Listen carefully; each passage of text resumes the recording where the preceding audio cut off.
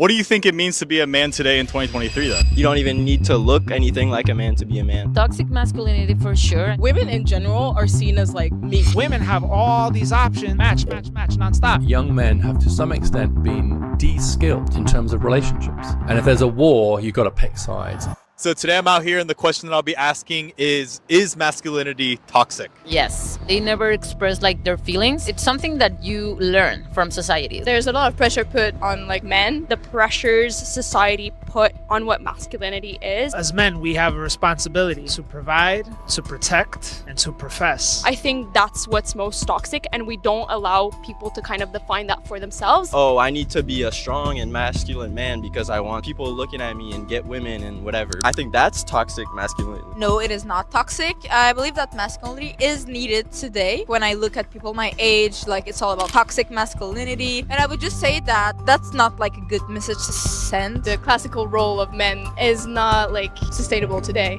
Now like there will have a lot more women that prioritize careers over like family. Not being the breadwinner in certain like cases can be like makes some men self-conscious, like feel like they do not belong as much. I think you can be masculine just by being yourself. It's like today we can't seem to get along and it's like men are demonized.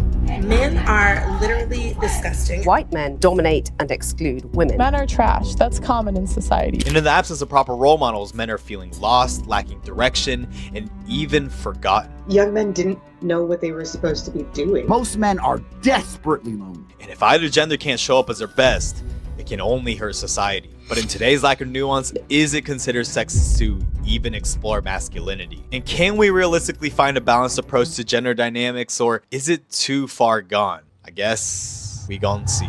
What do you think it means to be a man today in 2023 then? In 2023, you don't even need to look anything like a man to be a man. A lot of people that like transition from like being female to male have seen that they are treated completely differently. I don't get cut off as often. People actually care about what I say. Do you think society still values masculinity? I don't understand why would we need to value that. Gender and roles, like I feel like it's not good to be like defining what's good and what's wrong. It's whatever you're feeling like. I have masculine traits and I also have... And you see what she looks like? This is a problem. This is one of these people that are woke and indoctrinated. We shouldn't put a label on anything. You should just feel whatever you feel. And we live in a fairy tale. Like, this is how opulent the West has become, how safe. We're so guarded in our little bubble that she could have ideas like this with zero repercussions for herself. We're disconnected from reality. This is why we have these ideas. Go anywhere else in the world where people have to work for a living. They have to survive shit happening in the community. They're still very grounded. You got to go out, milk the goats, prep the pig for slaughter, do something. You have to earn your living off the land still. You understand the dynamics of nature. You're not disconnected where you order your food on a fucking app. Uber Eats brings your shit. A driver comes, picks you up. You could stay under neon lights in your dark room and watch anime all day. Dye your hair purple. Nobody's going to tell you shit. You look like a clown. Why is your hair purple? Nobody. Because feelings. Because she feels that way. And this is what society, this is what we've become. Holy hell, dude. You're feeling like. I have masculine traits and I also I think I have feminine traits. Feminine traits that I was thinking about. Bro, another one that's just like, what's happening? What's in the food? What's in the water? I have masculine traits, I have feminine traits. Where? I don't mean to dog on the guy, but bro, can you step in the gym at least? Can you just go running? Can you climb some rocks? Ride a bicycle? What masculine traits? Where have you tested yourself, your mettle as a man, physically or mentally? What? Doing what, man? I'm sorry, but in order for men to be called men, usually involve a process of building yourself into a man. You're just a male. You're not a man yet. What trials have you undergone to go into the transformative process of calling yourself a man today? I don't see it in your body. My hair and some parts of my face look like that, but facial hair and stuff, those things are like masculine. I don't know. I wouldn't put it like black or white. It's a really deep matter that I cannot explain. So now I wanted to ask an expert to see if he knew the answer. Experts. I'm Richard Reeves, president of Richard Reeves, dude. Okay. The American Institute for Boys and Men, a think tank and research organization that will be specifically focused. This is a guy that's always like prefacing everything he says with, but I'm not saying women, it's not a good thing or that we should stop women from advancing. I'm just saying maybe we, you know what I mean? Like, this is that guy that comes from that argument. He seems like he's an industry plant, personally, because he's always apologizing for the gynocracy or making sure the gynocracy's feelings don't get hurt before someone said, I have books. Yeah, I'm sick of seeing this dude because there was plenty before him that were making much better arguments. On the issues facing boys and men today.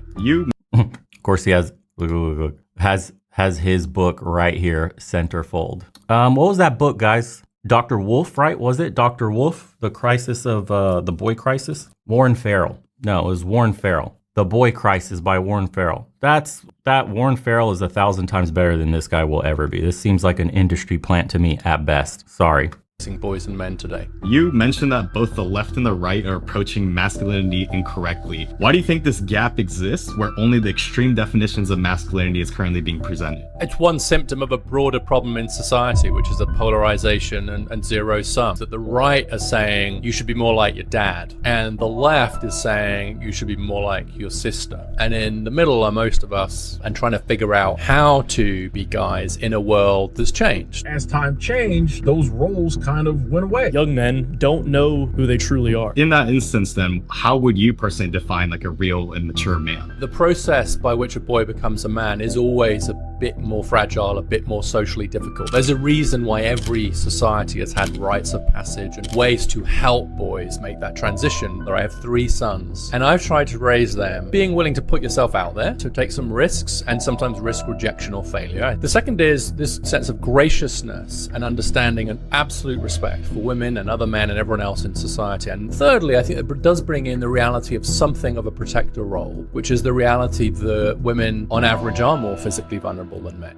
So it's clear that there's been a change, whether it be the perception or definition of masculinity. And so I was curious to ask those who perceive it as toxic. How do you think the role of masculinity has evolved over the years? So I'm Gen Z, and I feel like we're a lot more open to talking about our feelings, and the guys even, but I still think we have a long way to go. I wouldn't say change, but more like it's looked down upon. It's still the same, but now it is, I think the definition itself changed. Do you think that toxic masculinity is a result of biology or culture? Culture, definitely. It all depends on how you're brought up, and how, for example, a guy who's raised like with women will have a different personality to like guys raised with men. It's a mix of both.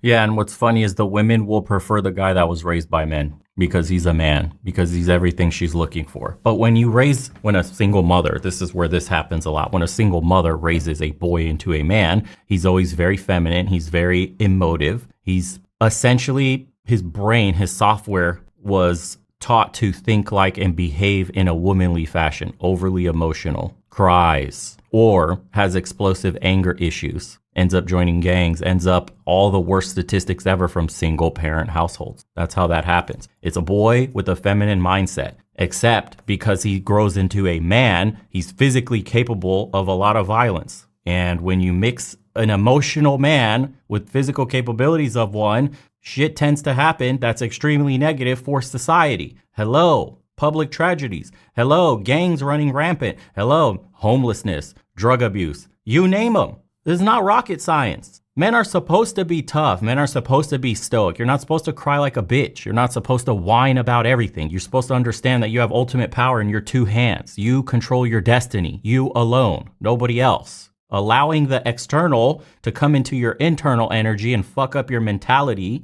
and your ability to control your nature is the definition of a weak man. We don't teach this anymore. I want to talk about this experiment that was done, but it was about some monkeys. There was this monkey in like a group that was generally like more aggressive, and like that kind of permeated throughout the whole group. At some point, they literally got into like fights, and they would like, I think they ended up like killing each other or something like that. They took away like all the monkeys that exhibited those traits, and then the next generation was totally like fine. If we deem that these reactions are like normal and like aggression and violence is normal, that will become part of our daily lives. Why has masculinity become demonized? Merely by raising the issues of boys and men, you put yourself in a particular tribe. And that's the tribe of people on the alt-right, in the manosphere, and therefore against the other tribe, which is the tribe who are worried about women and girls. And if there's a war, you've got to pick sides. And I think every aspect of that is wrong. There are all kinds of challenges facing young men and young women that are different as well as overlapping, and that most people are perfectly capable of holding two thoughts. Because today the message that is traditionally spoken to men has shifted, and especially in the media. And the controversial Gillette We Believe ad in 2019 was a perfect example. Is this the best a man can get? It's been going on far too long.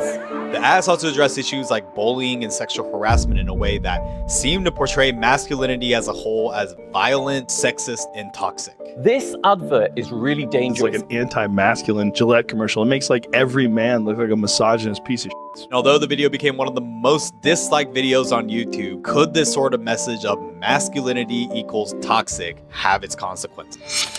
In a recent study of over 4,000 men in Europe, they found that thinking masculinity is bad for your behavior is linked to having worse mental health. But when men are viewed as oppressors, is there even any room for empathy for male struggles? And so I was curious on what the streets thought. What do you think are some of the challenges that men are facing today? Masculinity, definitely. I don't know, people will be like, oh shoot, like you have long hair, you look like a girl, this and that. Other men trying to like make themselves more like, oh, I'm a man, like. Roles, stereotypes, toxic masculinity for sure. I believe it's a big issue. It's okay if you don't want to feel vulnerable or whatever, but they should just ask for help. There are a lot of men who are really struggling right now. There's a reason why men are at 3 times higher risk of a death of despair from suicide or drug overdose or alcohol. In your definition, it seems like a man who is acting very, let's say, masculine might be considered toxic masculinity. Would the opposite be considered toxic femininity? The way I said it, I guess it should be. I don't think that that's ever been talked about, really. What do you think is... Bro, it's so sad to see young men that have never thought for themselves or scared because he's on camera to say what he really feels. Probably feels completely different when you're around your boys, just having a private conversation amongst yourselves, saying what you really feel about society today and the general messages that are being pushed around in regards to toxic masculinity, the rainbow flag, women, etc. Like you're probably, especially he looks like a white male, so he's not allowed to say basically anything about anything. You're not allowed to have an opinion because you're an oppressor. I mean, that's you guys are asking for, I'm telling you, man, it's like pushing that animal into a corner, backing it all the way there until they have nowhere else to go. Like society's going to be on the brink if they keep this up. We haven't really peaked in that direction just yet, but it'll get to a certain point. Hopefully that simmers over into political change where people start to get listened to, because if it keeps going this direction and they have nowhere else to go, they will lash out and the rest of us will feel it. I guarantee you. Is more common, toxic masculinity or toxic femininity? I think we've mostly focused on men and like patriarchy. I've never heard about toxic femininity. I think in general in society, we're more accustomed to hearing about toxic masculinity rather than toxic femininity. The word that men would use for toxic masculinity is hysterical crazy, so that maybe that's why we didn't hear about that. Women, you know, maybe that's why you never heard that. Do you think toxic femininity exists? Everybody's kind of toxic in their own way. We don't go through life the same way that men do. Guys can just walk out at night and be like, I can go on the stroll at midnight. I can't do that. Women in general are seen as like meat. The most toxic femininity, I would say, is among girls. I'd say that girls are more judgmental toward girls than guys. And like, let's say, even if a girl has more traditional opinions, I don't know, if a girl want to be a housewife, they're gonna like judge. Because if there's one thing I've learned is that the extremes exist in pairs. We need to all men. Phrases like all men to men are trash and patriarchy generalize males as privileged, abusive, or even scum. When we say it's all men, truly, it is all men. And as of November 18th, 2021, the fact that searching all men on Twitter resulted in 87 profiles, while proud misandrist yielded 26 profiles, suggested that not only are people promoting such views, may also be becoming more socially acceptable. This is an assault on all men. I think men in general will have to be a bit kind of snowflakey. And it's even happening to the youth. At a school assembly in Broward College in Australia, all male students were told to stand up and apologize on behalf of their gender for collective I remember ills covering such that as sexual assault. And although the justification was in response to growing concern about treatment of girls at the school, girls were left feeling exposed and upset, while boys were made to feel guilty for being men. And as male student Vinny stated, we had to apologize for stuff that we didn't actually do. One boy came home and he said, "Mum, I'm not a rapist. Why have I been forced to apologize for this?" And in an era where we're encouraging boys and men to be more open, it becomes challenging for them to actually do so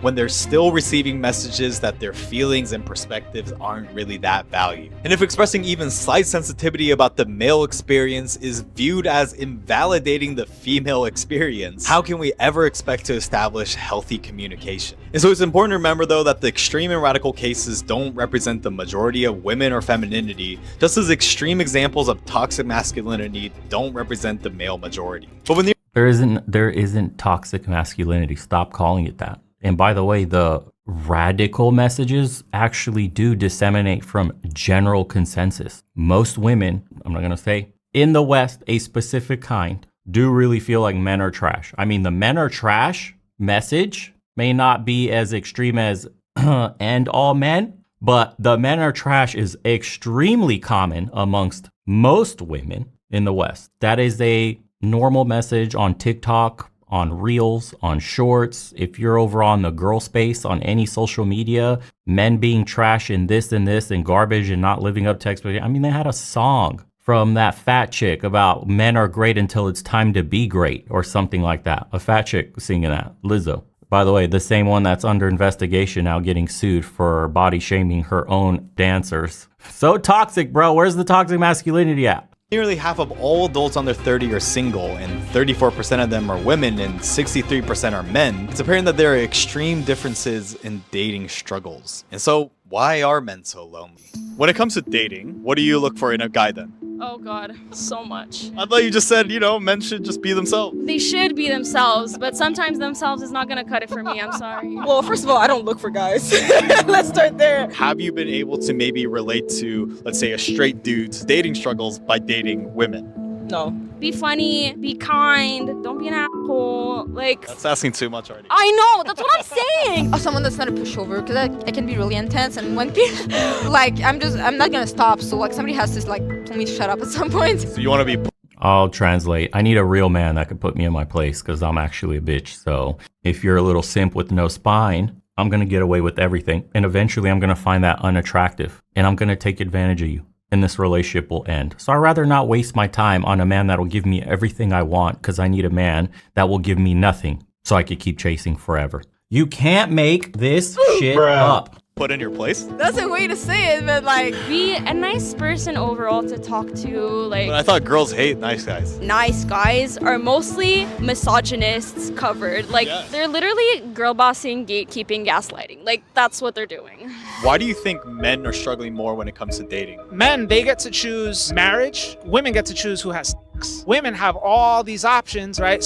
We're a swipe right, swipe left culture. It's like a casino slot machine. Bang, bang, bang, boom, boom, match, nonstop. You were also mentioning, the explanation of let's say video games and dating apps is kind of a lazy excuse to kind of put the blame on the individual when it comes to men's struggles in dating. But, a lot of people fail to mention things like the larger issues of economy, family lives, and the educational system. I like to actually argue, isn't masculinity about personal responsibility? Men, I think, are reasonably unique as being about the only group who are told, yeah, it's your fault. So that individualism typically is not applied to certain racial or ethnic groups. It does seem like there's a bit of hypocrisy there in the willingness of those, particularly on the centre left, to attribute the travails of all other groups to structural causes. But when it comes to boys and men, oh no, it must be their fault as individuals. This is a whole new world in terms of what does it mean to succeed as a man. And when men are twice as likely as women to give up dating altogether, some men are starting to go their own way. MGTOW.com has around 33,000 members with forums dedicated to men united in abstaining from relationships with women altogether. Advocates of MGTOW believe their way is a statement of self-ownership, and redirecting their time and energy towards pursuit of higher achievements instead of women is a better use of time. If this is how it is, I'm going to take actions to prevent putting myself in that position. Warn men about the dangers of relationships with women. But on the other hand, criticism can be made that generalizing all women as false accusers and parasites riding on the coattails of men is not only misogynistic, but also creates an us versus them mentality that furthers the divide. And with similar movements like incels that identifies as individuals unable to find romantic or sexual partners despite desiring such relationships, it's evident that there's a growing population of men that are lonelier than ever. I've never had a girlfriend before. I'm recording this video because I'm lonely. I have no friends. Because it's not just dating. 50% of men now report having no close friendships, marking a 5-fold increase from 1990. And so, what's causing this loneliness epidemic? What's your relationship like with your father? Not the best, but I mean, I'll live. It's decent. I don't really want to get into it. I love my father. It's complicated. Yeah. I actually have a really good relationship with my dad. Do you think that kind of shaped your view on just masculinity and just like men in general? My dad is a very emotional guy in the way like he will cry in front of me and he will not be ashamed of it. My dad like kind of like shaped what I look for into a man into like, oh, I want somebody that respects me. Actually, it's pretty good. We are super best friends. It's the best relationship ever. You know, we didn't really have like the greatest relationship actually. I kind of let bygones be bygones of the past, and like I really made an effort to repair my relationship with my father. I grew up with my mom. My father is very, very macho. He would often tell me stuff like, you gotta submit to your husband when you grow up. And like all along, he's always told me that he loved me. It's been like 5 years since I've seen him last time, and I do miss him and I do want to see him. And even though we have our different. You know, in Eastern Europe, if you talk like this, I haven't seen my parents in 5 years, or not a good relationship, or don't really talk much. You know, bygones be bygones. That sounds insane. That sounds insane. Like your parents are intertwined in your life. I just spoke to mine yesterday and the day before, and we'll probably speak to them either tonight or the day after. It's so strange how dysfunctional family life is in the West, man. And people are like, how is this happening? Why do we have problems? Why do men grow up lonely? Why do women hate men? Why are people so lonely, depressed, on medication? Why can't they connect? Why are they socially awkward? Why do they sit in their room all day? Why do they cope with video games and porn? Why? Why is all this happening? I don't know. Can we just go back to like how you grew up? It's a very simple question. The nuclear family is also a shitty fucking function in the West. Like it shouldn't just be your parents and then 18 a fucking kick in the ass out the door. It should be, where's your grandparents? Where's your extended family? Were you hanging out with cousins, aunts, uncles? Was the extended family coming into your life constantly? Hey, we got to go over to see your cousin and your aunt. Hey, we're going to go over to your uncle's house. They're having a party this weekend. Hey, where is that? I've only seen that in Hispanic families. When I was dating Hispanic women in the West, they were the only ones that got close family, extended family. Hey, we got to go to this. We got to go to that. Oh my God, we just went to your aunt's house. Now we got to go to your other aunt because there's a party going on. And that's great, man. That's a beautiful thing to see. Hispanic families, and I'm sure other immigrants that are first gen that come into the United States, live that authentic extended family household. But everybody else is absolutely screwed. They barely talk to each other. And they wonder why they're so dysfunctional, man. It makes no sense. Ugh. Sometimes you just gotta admit, hey, maybe the old way is better. Maybe this new shit, this new understanding, this modern lifestyle is actually going backwards. Maybe we need to switch it up and go more traditional. Do things the old way through a modern lens. How about that? How about we extend, look, I think there's going to be a huge push for traditionalism coming up soon in social media and all this stuff. I think people are going to start getting out of the rat race in terms of living on homesteads. I think people are going to start buying plots of land and trying to live off of it, make their own gardens, grow their own food. I guarantee you, I think this is going to be what the next big thing is on social media, what all the viral accounts are going to be. It's going to be families and couples with kids, animals, all living the quote traditional dream. I think that's what's going to explode on the scene because we're headed into we're already a sexualized economy, but hyper sexualized. And AI now is going to start replacing all the OF girls and all the sexualized content on Instagram and all that stuff. I think and that's going to be the norm. I mean, we're going to get flooded with all this shit very soon, that the only thing that people are going to want to see is things like nature, people living on homesteads, just like a pan of a valley with like beautiful thunder rolling over the hills, clouds, raining with like sounds and smells and people longing for that natural feeling instead of like, oh my God, another swimsuit model, oh, another bitch in lingerie. Oh my God, more links to OF and all this dumb shit. Wow, another dude in his Ferrari. Oh, there goes a Bugatti. Oh my God, a dude doing burnout this shit. And it's like the most unhappy people ever just in the matrix of consumerism. I think that shit's on the way out. I think the only people that are be consuming that kind of content are like the true NPCs that don't think for themselves. But anybody else with half a brain is moving away from this kind of shit because we're seeing the trap for what it is. Still my dad, I go on and One of the facts that I stumbled across was the fact that within 6 years of their parents separating, 1/3 of American children don't see their father again. How does that play out in the dating market? I'm not sure here. Girls who have good relationships with their dads when they're 16 have better mental health in their 20s and early 30s. It is clear that young men have to some extent been de-skilled in terms of relationships, and no curriculum can replace just watching how your dad behaves as a man. And that direct form of learning is crucial. And when 1 in 4 young people claim that they lack positive role models in their life, is this a direct result of the fatherlessness crisis? Indeed it is. Father, homework. For generations, fathers served the role as role models for their children. And those who experienced this bond from a young age showed higher problem solving, cognitive skills, and better performance in schools. Parental involvement is the key to their child's academic success. Children who have both parents are more likely to be emotionally, educationally, and also behaviorally more prominent. Because even without a present father, young men could still find these male role models in domains like schools. But with only a record low 25% of teachers being men, and even fewer entering new teaching programs, there's limited access to male role models than ever before. That's interesting in the chat.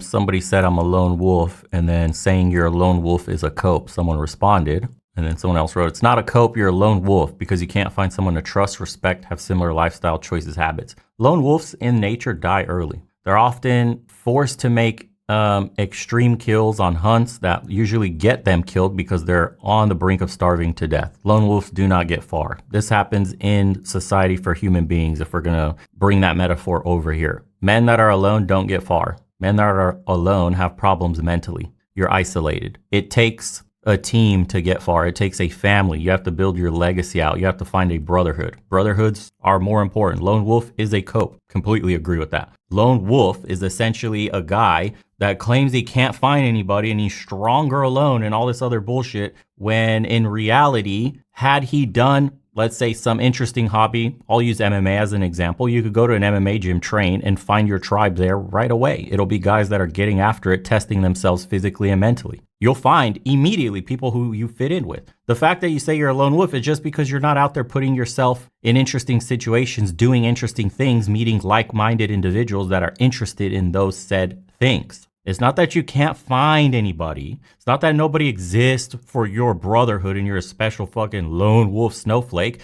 You're a bitch. It's what you really are. Like, you're not out there putting yourself in these situations to meet like-minded men. They're everywhere. You're just being programmed to be weak. You watch some fucking Sigma videos, bro. Oh, this guy, he doesn't approach women. He doesn't approach nobody's worth my fucking time. I can't be wasting it on these people who are peanut brains. They can't be trusted. There's no character. That's like such a horseshit take. I'm sorry. But you go get your fucking face beat in at a gym, and then you can come back and tell me that everybody's an NPC. Bro, you're sitting in your fucking room consuming these Sigma content videos to try to cope and feel better about why you don't go out and do anything. That's usually what it really boils down to. The guys are sitting in their room thinking they're snowflakes, afraid to go out in the world and meet high competitive like-minded men, and they'll watch these Sigma videos and go, yeah, that's the reason I'm alone and I can't find my tribe. The fuck? Come on, dude. Self-introspection, please, can we have it? Look deep inside of why you are the way you are. This is the conversation you need to be having with yourself. Yeah, I agree. It's the Messiah complex. Like, these people have never been humble. I'm just better than everybody. That's why I'm a lone wolf. That's what it is. Don't ever be the lone wolf, dude. That's a trap. You will go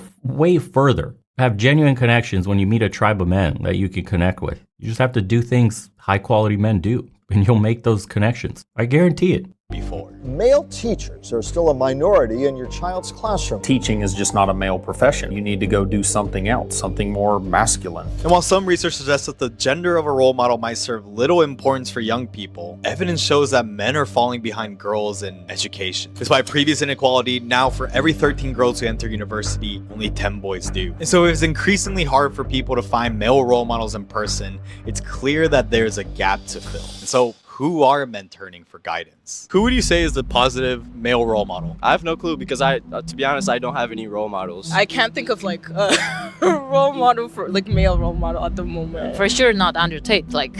We can say Andrew Tate what it is, right? We see the people who are in the extreme limelight. If negative things are happening with those people, that tends to reflect the dichotomy. It just so happens that the negative stuff tends to get shared a lot more, and that ultimately shapes, how the things get perceived in society. What do you think has caused this rise in digital father figures, as you put it? They search for an answer to the question of how should I be in the world today? What does it mean to be a man today? And then you get a figure like Andrew Tate. Sitting here telling men to cry more, it's okay to feel this way, that way, etc., and have no self-control. That is why we have the problems we have in the world. Very straightforward, simple answers. And that's, of course, very attractive. One thing we can be sure of is the average 16-year-old boy likes to be countercultural. And so it's clear that over the years, what a male role model looks like has evolved. But why is it that one gender has been able to adapt better than the other? Women have done a better job of, let's say, incorporating masculine traits, whereas men probably haven't done as good of a job of, let's say, incorporating more traditionally feminine traits. Why do you think this is? I don't agree with first wave nor second wave feminism, but I do think that their work has done a lot for women nowadays, whereas like male issues, we've only seen like a rise in this like concern over the last couple of years. Do you think at this point then there needs to be maybe more of a men's movement? What if that's what it's gonna take? Maybe. This whole like women starting to work, it didn't work for women because they both don't need each other anymore. She picks up these masculine traits over time, fighting in the corporate world against men for top positions in companies. You have this kind of weird thing where men can't be emotional and vulnerable. Women, they kind of have to get tough and hardened if they want to pursue that path of careerism. And it's like, where are we at? How do we balance it? The problem is that we're still in a society where a lot of those more feminine occupations tend to get less status. The denigration of, quotes, women's work has been to make it even less likely that men are going to want to do it. And then by extension, like if we don't pay teachers very well, that also makes it harder for men. If we want more men to do more women's work, then we'll have to elevate women's work. And for a small tribe of 20,000 in Central Africa, they seem to have found the balance. Gender roles in the Aka Pygmy are interchangeable, where some women hunt and decide camp locations, while some men cook and care for children. And even though there is still a traditional division of labor by sex, where women are typically caregivers and men are the hunters, to a point that it's not considered weird for men to allow children to suck on their nipples when women are absent. So it's no surprise that Aka fathers are within reach of their infants 47% of the time, more than fathers in any cultural group in the world. But despite the shared approach of tasks and decision-making, top leadership roles have remained male-dominant. Is this sort of balance possible on a global scale?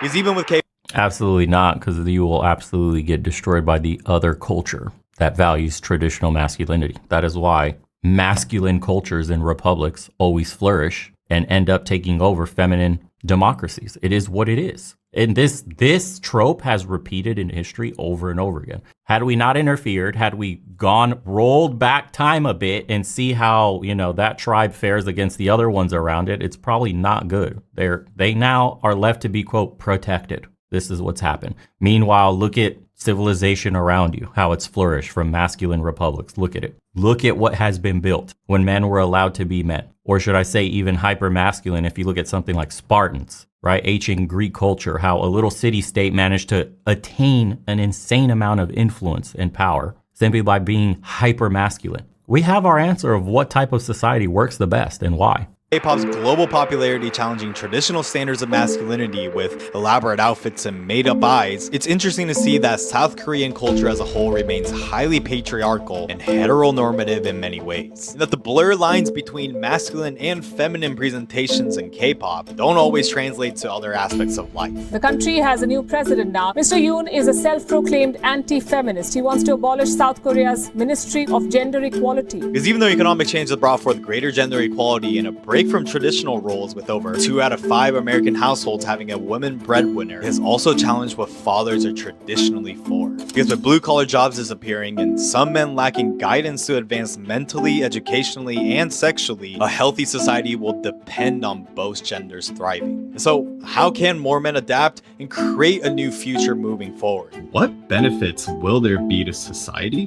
when men are doing well? Well, the downstream effects for women and children will be huge. Right now, we're just leaving too much talent and energy on the floor because we're losing so many of our men. More women are having to pick up more of the work. They have to do the men's work of earning the money and the women's work of raising the kids. So the mere presence of there being other engaged dads around a community is good for everybody, especially for the boys. We need to start loving men more in order to allow them to grow. Fully formed human beings and that are able to process emotions and that have emotional intelligence. So we can stop being such monkeys too. Straight up.